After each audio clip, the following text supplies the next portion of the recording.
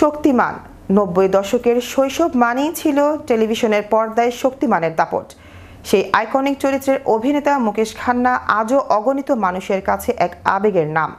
তবে এবার ব্যক্তিগত জীবন এবং বিয়ে নিয়ে বিস্ফোরক মন্তব্য করে শোরগোল ফেলে দিয়েছেন এই তারকা। বিস্তারিত থাকছে ডেস্ক রিপোর্টে। শক্তিমান 90 দশকের শৈশব মানেই ছিল টেলিভিশনের পর্দায় শক্তিমানের দাপট। সেই আইকনিক চরিত্রের অভিনেতা মুকেশ খান্না আজও অগণিত মানুষের কাছে এক আবেগের নাম। তবে এবার ব্যক্তিগত জীবন এবং বিয়ে নিয়ে বিস্ফোরক মন্তব্য করে শোরগোল ফেলে দিয়েছেন এই তারকা। ষাটোর্ধ্ব বয়সে এসেও কেন এখনও অবিবাহিত?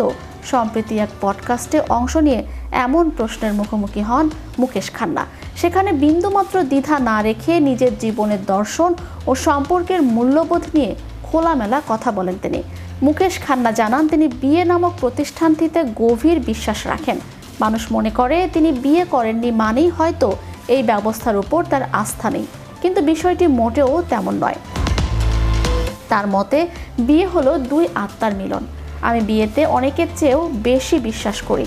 কার জীবনে কখন স্ত্রীর আবির্ভাব ঘটবে তা আগে থেকে বলা যায় না।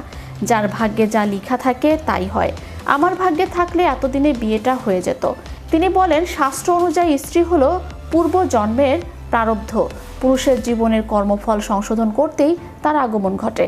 ভালোবাসা জীবনে একবারই আসে, বাকি সব মোহমায়া। একজনকে প্রেম নিবেদন করে অন্য কারো কাছে চলে যাওয়া মানে নিজের সঙ্গে প্রতারণা করা। সম্পর্ক নিয়ে নিজের কড়া অবস্থানের কথা জানিয়ে এই প্রবীণ অভিনেতা জানান, একাধিক প্রেম করা প্রকৃত পুরুষত্বের পরিচয় নয়। পুরুষত্ব প্রমাণ করতে অনেকগুলো সম্পর্কে জড়ানোকে তিনি মোটেও সমর্থন করেন না। এখনও কি বিয়ের সম্ভাবনা আছে? এমন প্রশ্নের উত্তরে মুকেশ জানান, বয়স কেবল একটি সংখ্যা মাত্র। তিনি বিশ্বাস করেন তার জন্য নির্ধারিত নারী কোথাও না কোথাও অবশ্যই আছেন এবং ভাগ্য যখন সহায় হবে তখনই হয়তো তার দেখা মিলবে।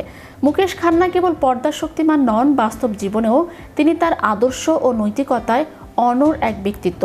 ভক্তরা হয়তো রূপালী পর্দায় নতুন শক্তিমানের অপেক্ষা করছেন, কিন্তু পর্দার বাইরের এই মানুষটির জীবন দর্শনেও খুঁজে পাওয়া যায় এক অন্যরকম শক্তির গল্প।